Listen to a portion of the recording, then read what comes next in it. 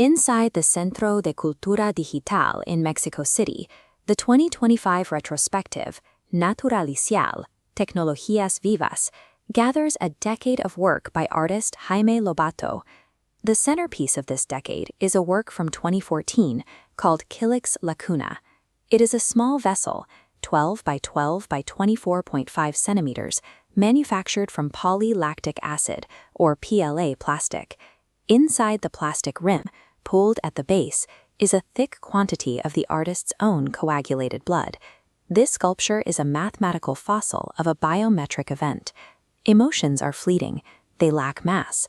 Lobato's project explores how a transient physiological tremor might be captured and translated into a permanent physical object. Algorithmic design is often treated as a cold, disembodied process, but Kilix Lacuna suggests otherwise.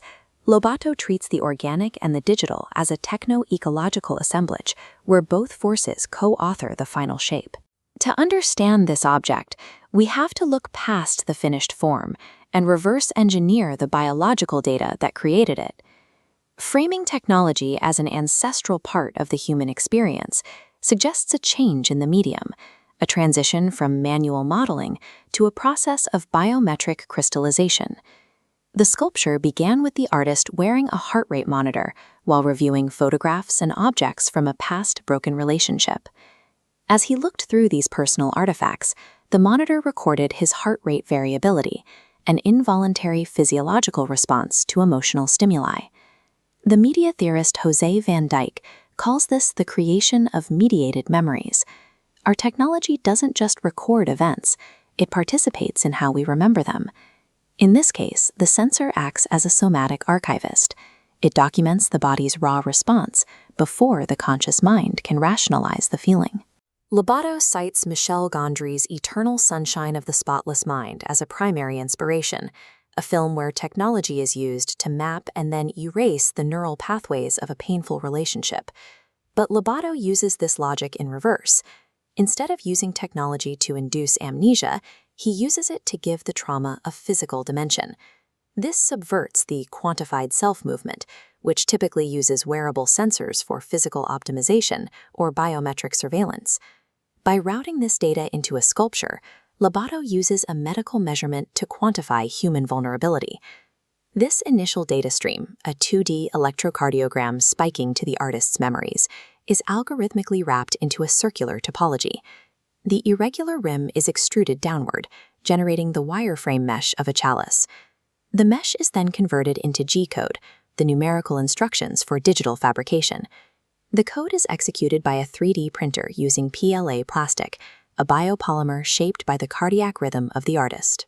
This process aligns with Rohit Ashok Kott's principles of data physicalization, which moves information from the screen into the tactile world. Theoretically, this connects to Rosalind Krauss's concept of the index. An index is a sign that maintains a physical and causal connection to its source, much like a shadow or a footprint. The asymmetrical edge of the cup is a mathematical index of the heart's arrhythmia. Unlike classical sculpture, which relies on the imitation of form, this process allows the body to act as an affective printer. Removing the manual modeling process results in a form that records the somatic intensity of rememberation. The final step involves pouring the artist's own blood into the PLA vessel. This introduces the concept of the abject, as defined by theorists Julia Kristeva and Hal Foster. Blood, when exposed outside the body, signifies a ruptured boundary, a contamination of the space around it. Biologically, blood is molded by arterial walls to transport oxygen. Here, it conforms to a shape dictated by its own fluctuations during a moment of psychological stress. The contrast between the matte plastic and the decaying blood creates a tension between the stability of the digital and the mortality of the organic.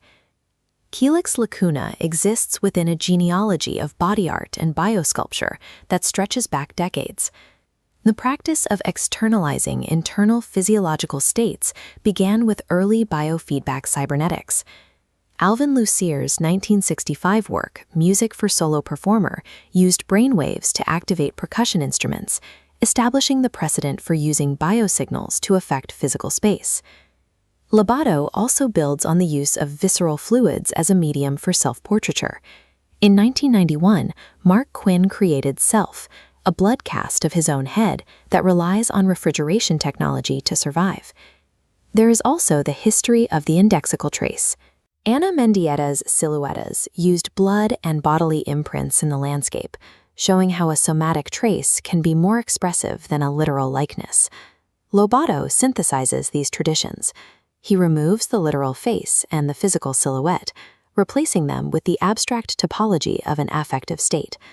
As the Naturoficial retrospective demonstrates, the algorithm and the biological fluid are co-constitutive elements of the work. Sculpture has moved beyond the shaping of static space, evolving instead to provide a vessel for the raw, lived intensities of the body.